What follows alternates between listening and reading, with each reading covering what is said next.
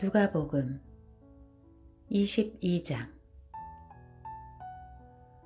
유월절이라고도 하는 무교절이 다가왔습니다. 대제사장들과 율법학자들은 예수를 없앨 방법을 모색하고 있었습니다. 그들은 백성들을 두려워했기 때문입니다. 사탄이 그 12 중 하나인 가룟이라는 유다에게 들어갔습니다. 유다는 대제사장들과 성전 경비대장들에게 가서 어떻게 예수를 그들에게 넘겨줄지를 의논했습니다. 그들은 기뻐하면서 유다에게 돈을 주기로 약속했습니다. 유다도 이에 동의하고 무리가 없을 때 예수를 그들에게 넘겨주려고 기회를 엿보고 있었습니다. 유월절 양을 희생제물로 잡는 무교절이 됐습니다. 예수께서는 베드로와 요한을 보내며 말씀하셨습니다. 가서 우리가 유월절 음식을 함께 먹을 수 있도록 준비하라. 그들이 물었습니다. 저희가 어디에서 준비하면 좋겠습니까? 예수께서 대답하셨습니다. 성 안으로 들어가면 물동이를 메고 가는 사람을 만나게 될 것이다. 그가 들어가는 집으로 따라 들어가 그 집 주인에게 선생님께서 내 제자들과 함께 유월절 음식을 먹을 방이 어디냐고 물으셨습니다. 라고 말하라. 그러면 그가 잘 정돈된 큰 다락방을 보여줄 것이다. 그곳에서 준비하라.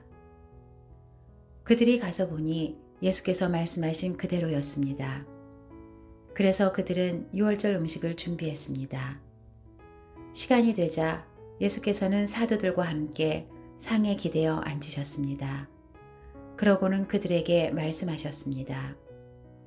내가 고난받기 전에 너희와 함께 유월절 음식 먹기를 간절히 원했다. 내가 너희에게 말한다. 유월절이 하나님 나라에서 온전히 이루어질 때까지 내가 다시는 그것을 먹지 않을 것이다. 그리고 예수께서는 잔을 들고 감사기도를 드린 후 말씀하셨습니다. 이 잔을 받아 너희가 서로 나눠 마시라. 하나님 나라가 올 때까지 내가 포도 열매에서 난 것을 마시지 않을 것이다. 그리고 예수께서 빵을 들고 감사 기도를 드린 후 떼어 제자들에게 주면서 말씀하셨습니다. 이것은 내가 너희를 위해 주는 내 몸이다. 이것을 행해 나를 기념하라.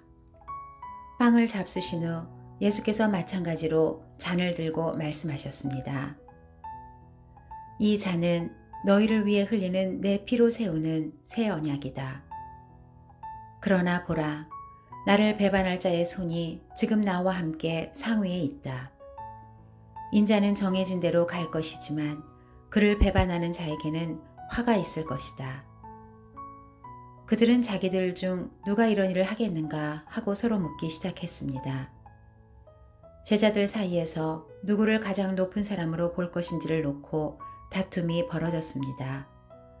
예수께서 그들에게 말씀하셨습니다.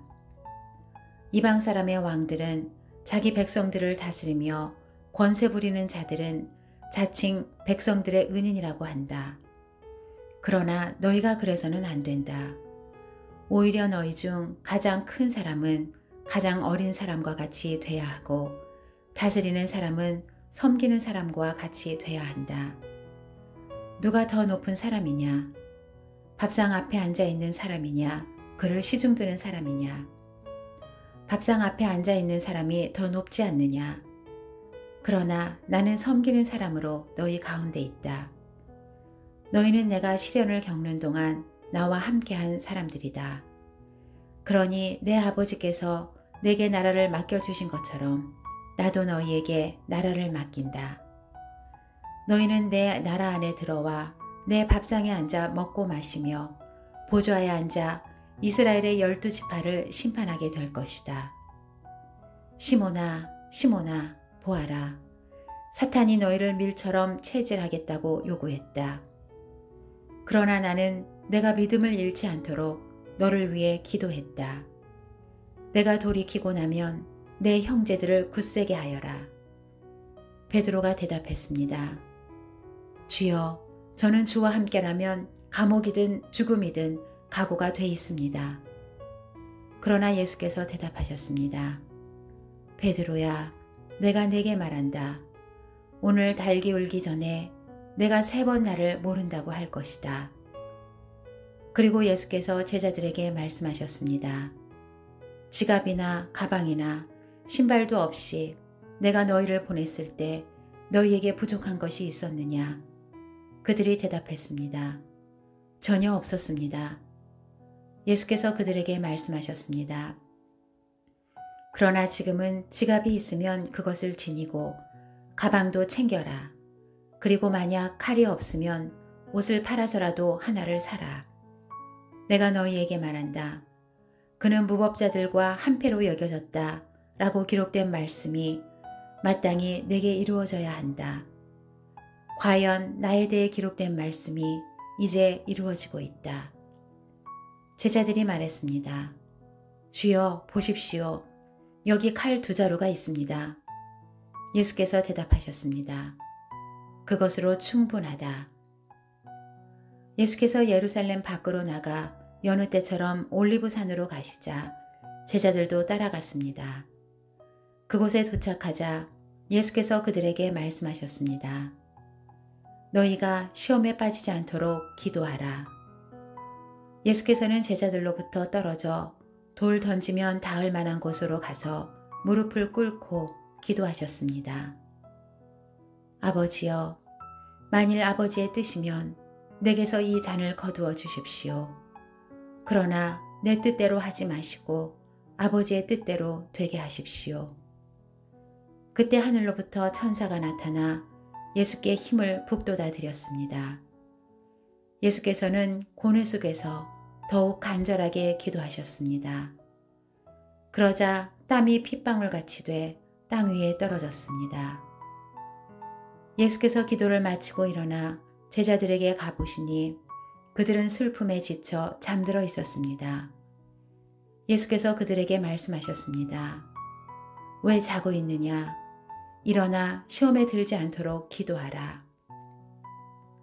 예수께서 아직 말씀하고 계실 때 한 무리의 사람들이 나타났습니다. 12 제자 중 하나이며 유다라 불리는 사람이 그들을 이끌고 온 것입니다. 그가 예수께 가까이 다가와 입을 맞추었습니다. 그러자 예수께서 그에게 물으셨습니다. 유다야, 내가 입맞춤으로 인자를 배반하려느냐? 예수 곁에 있던 제자들이 돼가는 일을 보고 예수께 주여, 우리가 칼로 칠까요? 라고 물었습니다. 그러고는 그중 하나가 대제사장의 종의 오른쪽 귀를 잘라버렸습니다. 그러자 예수께서 대답하셨습니다. 그만둬라. 그리고 그 종의 귀를 만져 고쳐주셨습니다. 그리고 예수께서 자신을 체포하러 온 대제사장들과 성전 경비대장들과 장로들에게 말씀하셨습니다. 너희가 강도를 잡듯이 칼과 몽둥이를 들고 나왔느냐? 내가 날마다 성전에서 너희와 함께 있었으나 너희는 내게 손도 대지 않았다. 그러나 지금은 너희 때요 어둠이 기세를 부릴 때다. 그들은 예수를 잡아 끌고 대제사장의 집으로 데려갔습니다. 그러나 베드로는 멀찌감치 떨어져 뒤따라갔습니다. 사람들이 마당 가운데 불을 지피고 함께 앉아 있는데 베드로도 그들 곁에 앉았습니다. 베드로가 불을 쬐고 앉아 있는 것을 본 한 하녀가 그를 빤히 노려보면서 말했습니다. 이 사람도 예수와 함께 있었습니다.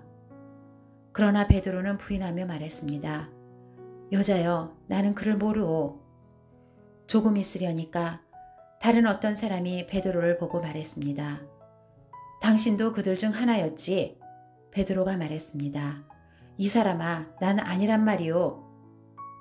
1시간쯤 지나 또 다른 사람이 이 사람이 갈릴리 사람인 것을 보니 그와 함께 있었던 게 틀림없다 라며 장담했습니다.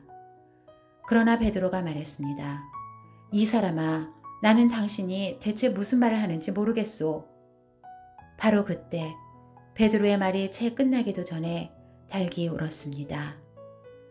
주께서 돌아서서 베드로를 쳐다보셨습니다.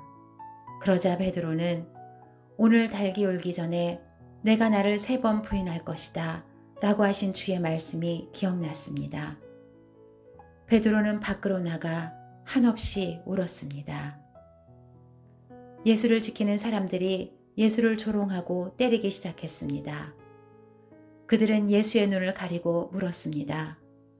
누가 때리는지 알아맞혀 보아라. 사람들은 온갖 말로 예수께 모욕을 해댔습니다.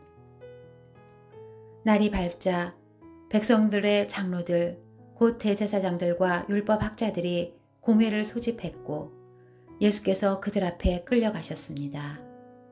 그들이 말했습니다. 내가 그리스도라면 그렇다고 우리에게 말해보아라. 예수께서 대답하셨습니다. 내가 너희에게 말해도 너희는 믿지 않을 것이다. 또 내가 너희에게 물어보아도 너희는 대답하지 않을 것이다. 그러나 이제부터는 인자가 전능하신 하나님의 오른편에 앉게 될 것이다. 그러자 그들이 모두 물었습니다. 그러면 내가 하나님의 아들이란 말이냐? 예수께서 대답하셨습니다. 내가 그라고 너희가 말하고 있다. 그러자 그들이 말했습니다. 더 이상 무슨 증언이 필요하겠소? 우리가 직접 이 사람의 입에서 나오는 말을 들었으니 말이오.